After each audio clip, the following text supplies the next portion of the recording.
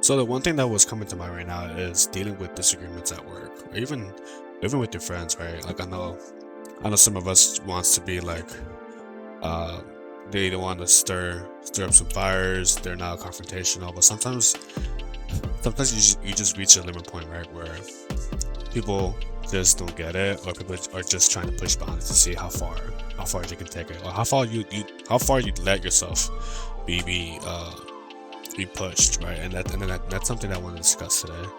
In no particular order. I'm just gonna be on this mic talking about this topic.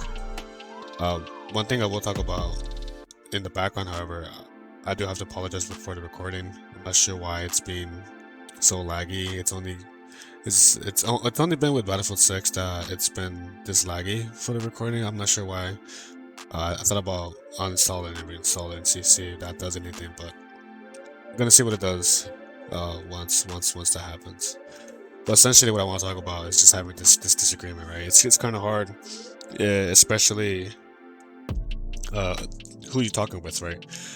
And on top of that, how do they perceive you?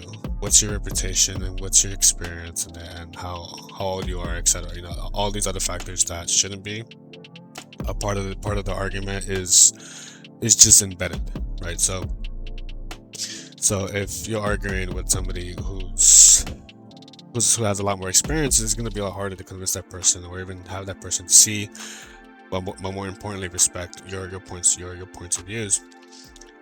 Trying to convince is going to be a hard part, but at least trying to get your points across in a way where you're not seen as like passive, you can't do it, you're not involved in the conversation, but you're not respected, right? Is the point with that I'm trying to make here. The experience that I had was essentially, hey, like I'm a systems person. I know about the system. Trying to explain to the business side of the trying to speak to the worker on the business side of things, and trying to bridge the understanding is where it gets hot and heated. Essentially because they have certain tasks and requirements trying to get out the way, and the system isn't able to handle that, right? And the obvious answer is to, okay, just change the system, will change the business tasks or requirements, and that's not it's not straightforward. It's going to be costly, and the in the very short form of putting it is there are other things that people need to worry about, and not gonna dedicate some time and resources to change one thing for one person, right?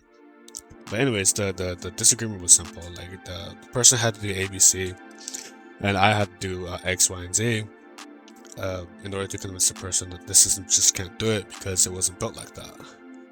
And the conversation was pretty straightforward. They want to do A, suggestion is B, answer does not exist, just that. But then the person just didn't budge, right, or didn't care. But the idea was simple when it comes to how things were presented, how things were being spoken. The undertone and the energy behind. The person doesn't want to be a pushover. The person is I'm forgetting how to put this into simple words, but essentially they don't want to be pushed around by somebody who's less experienced, right? And that's the energy that I was given, and my experience it comes from a systems perspective. And of course, it doesn't necessarily lend itself 100% translation to whatever this person is doing. The issue becomes where, like, hey, like, why is this person? I understand this person is a systems person, but wouldn't necessarily understand my needs because I do more important things, right? And that's the issue that starts to become like an undertone when it comes to interaction. Like I say A, and then they say B, but really, and in a way that, hey, like I'm not gonna not gonna listen to this person. And of course, it's also my responsibility to try to wouldn't say deflect, but respond in such a way where, hey, like this person is saying certain things, respectful, and because the last thing you want to sound, the last thing you want to be perceived as somebody that just can't handle a certain conversation, and it's harder since this conversation took place in front of everybody, and I don't know, I think poor judgment was also on my end for having uh, offered a suggestion, but even though a suggestion is there for everybody else to use or to consider, but I'm trying to allude to the idea of like choosing your battles, right? Do you really want to? Are you ready for all of this, right? Are you ready for this level of interaction, especially when somebody is being, they'll just eat you alive if you're not ready. And that's the idea, or that's the epiphany that I reached when it comes to, hey, like, if you're not ready, don't do it. But if you always say you're not ready, then you'll never do it, and then you'll never learn. I think what pushed me to get engaged in this conversation in front of everybody was, one, because I was presenting in front of everybody. That was the thing. It was like a 2-3 minute presentation done on my end, and I know I was doing it well.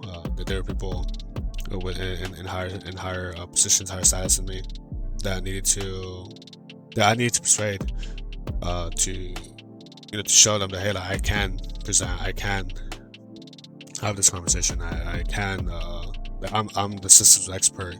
You guys can come to me, not necessarily will and should listen to me, right? Is also part of it. So I did my part to show them that, hey, like, I have a voice on me. I have a certain level, get tamed ego. Maybe it was a bit too much for me to offer a suggestion with that kind of voice to this person. But hey, you never know. It could have gone well. I would say maybe objectively it went 40-60. 40 didn't go, 40% it went bad. No, sorry, 40% it went good, and 60% went bad. I'm learning from this experience, and the main takeaway is, hey man, you have the system knowledge, now you need the business knowledge to pair it up with, so you can have this conversation with these people. And essentially, nobody cares too much about the systems. They care about the bottom line, right? Which is the business side, and that's the angle that I need to start to consider or to learn before I walk into a different discussion in the future and try to offer my opinions, right? And it's gonna be harder too, because remember, like, these people are well experienced in the field, and I barely have 3, pushing 4. But that's more on the system side and not necessarily the business. But anyways, that's pretty much what I want to talk about today. I do want to know if you guys have been into a heated argument at a corporate setting. I think at a blue collar level, it's fine, funny, is target practice, in my opinion. I had a lot of fun arguing with people who are supposed to be in power and telling them to go screw themselves. But in corporate, it's different. One, because you're being paid a lot more, right? And there's a lot more to lose. It's your freaking career too, right? And 3, like, you have to work with these people. You're gonna see them all the time unless you transition. But if you're forced out, that's also bad, right? So I don't know, fellas. I do want to know what are your experiences. I'm curious to know. I hope you guys liked the snipes that I had. Solid snipes, in my opinion. I think some of y'all will agree that I've shown in the background. Fortunately, however, it likes to lag. I don't understand it. I don't understand why. If anybody knows a better recording software than the one I have OBS Studios. It's been putting work. It's been putting in work since I downloaded it, since I started this YouTube venture for like 3-4 years now.